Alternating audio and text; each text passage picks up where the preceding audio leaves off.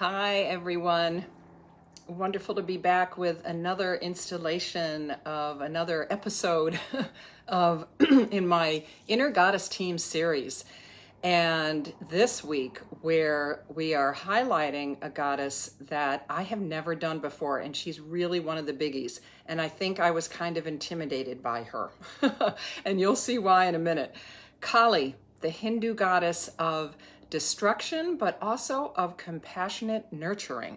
So she's a goddess of paradoxes, and we are honoring her this week because her celebration, one of her big festivities is Kali Puja, which is often, usually, apparently, celebrated during the very important Hindu holiday of Diwali, which happens on the new moon. And oftentimes, both Kali Puja and Diwali happen on the same day. I'm not sure if they're happening exactly this year on the same day, but in some parts of India, Lakshmi's honored at that time, and some parts apparently Kali. So Kali, just taking a few quick looks at her, she's one of the very first goddess statues that I got because she is just so powerful. And she's kind of, get her a little closer, she's you can see why I was intimidated by her. She is tongue sticking out, has a necklace of skulls, and in some of her images you can see her, and this one from the wonderful Amy Marinshinsky goddess deck. And she's got a belt of severed arms, and that's part of her mythology, which I'll give you some of that in just a minute. She is unfortunately more often depicted as this bloodthirsty goddess because that is one of her major myths. And yet, when you go through and look through all the wonderful things online, and I'll give you several links in the YouTube description because I always download this there and write more about it, which should be up there tonight or tomorrow. But I'll give you a bunch of links, but there's so much you can find about her on the internet. And one of the things that they talk about is that you will never find her, because she's known as the destroyer. She's known as a destructive force, but she is never depicted as destroying anything other than demons and anything other than ego. She's meant to be an ego destroyer, if you will. Oh my gosh. Hi, Kiana. Lovely to see you here from the Philippines. So she is, so I really, as I always do, I put out to all of my wonderful spirited living community. I know that there are people who are devotees of Kali, and I would love to hear from you as well. Just, comment both on the Facebook and Instagram things and on my YouTube channel.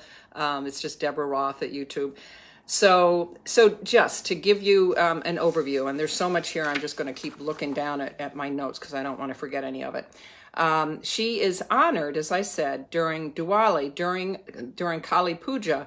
All of her worshipers, they honor her in their homes by making clay sculptures and pandals, which are temporary shrines, or open pavilions.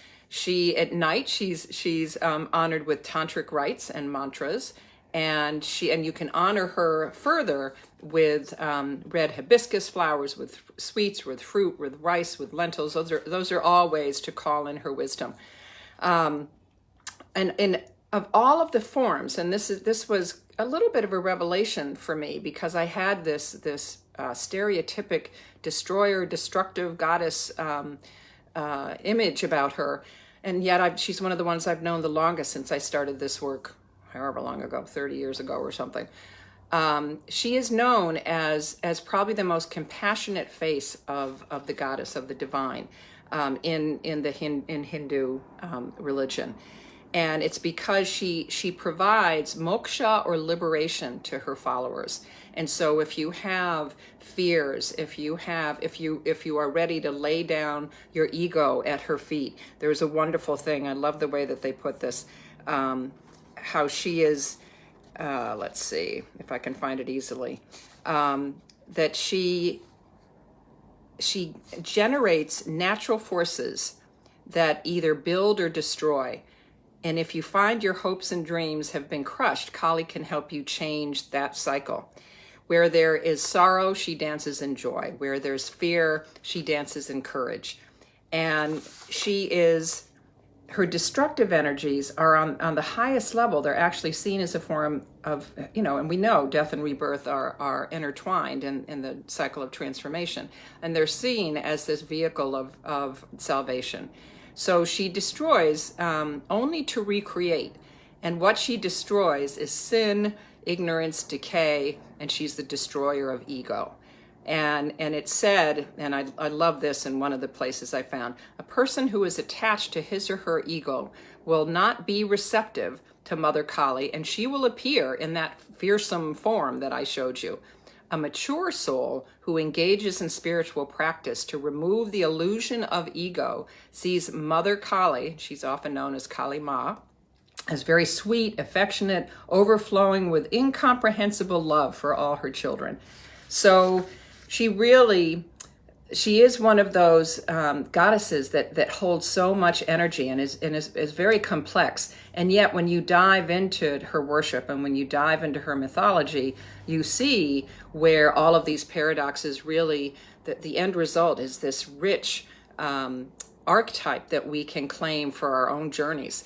So her big myth, probably her biggest myth, is that she's the consort, she's the partner of Shiva, and he was known as the destroyer. But again, remember, destruction and rebirth, that cycle. Her themes are rebirth, cycles, courage, hope, cleansing. And her mythology, the big myth about her, is that there was a demon that was destroying the earth.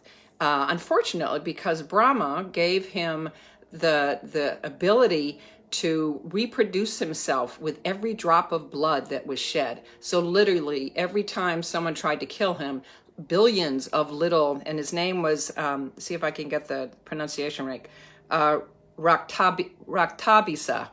Raktabiza is, I saw a couple different pronunciations, but I think that's the right one. Again, Kali devotees, please correct me.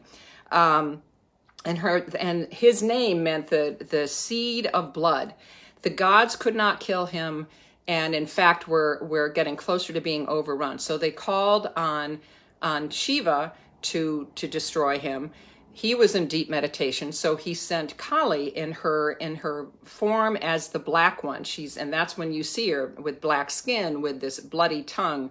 And what's interesting is that black in the ancient Hindu language of Sanskrit is Kala, and the feminine form is Kali. So she is Kali, the black one, and black is the symbol of the infinite. It's where it's the seed stage. It's where all different colors begin.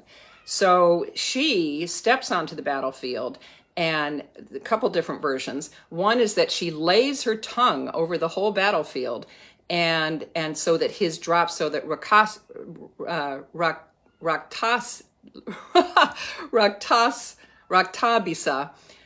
his blood falls on her tongue and does not keep producing all these, billions of little demons.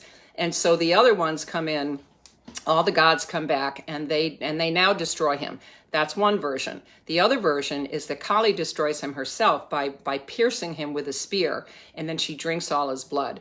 Either way, she ends up drunk on blood. She runs through the cosmos, totally drunk, killing anybody that gets in her way, to the point where the gods again beseech Shiva, who's still in deep meditation, and says, you've got to come out and stop her. She's going to destroy the earth, the same way that the demon was about to. He comes out, he lays down beneath her feet. She sees him, she settles down, she calms down, and at that point she returns to herself. So it's that myth that gets so much play. And yet, like so many of the myths from around the world, all these archetypal stories of all these divinely feminine images really has so many messages in it. So for us today, nowadays, this is a time, and particularly on this weekend, there are Diwali celebrations all over, several in New York where I live, Going to try actually to bring my granddaughters to one on Saturday. Don't know if we'll make it. But it is a time for you to really examine yourself and go into your shadow self. What are the demons? What's the shadow part of you, the fears that you carry within, in order to, and then shining the light on them in order to bring Kali in her destroyer mode. And then, as a nurturing mother, to make offerings to her in thanksgiving, in gratitude for letting go of ego, for letting go of these fears. So, isn't that something? There's probably some great stuff I'm leaving out, because you can see, and I had pages and pages of notes about her because it was hard to just stop.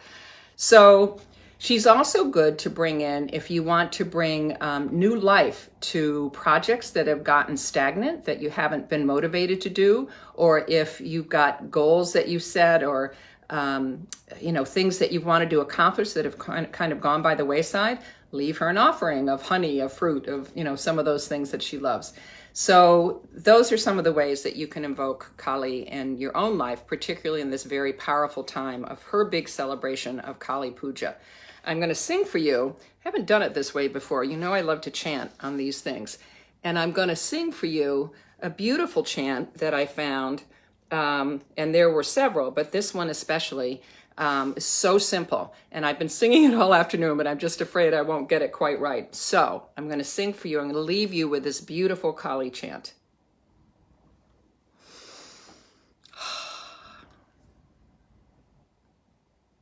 I wish you could hear the music, but I can't play it on social media.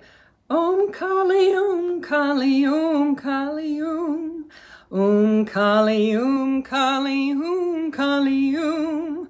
Om Kali, Om Kali, Om Kali, Om Kali, Om Kali, Om Kali, Om Kali, Om Kali, Om Kali, Om.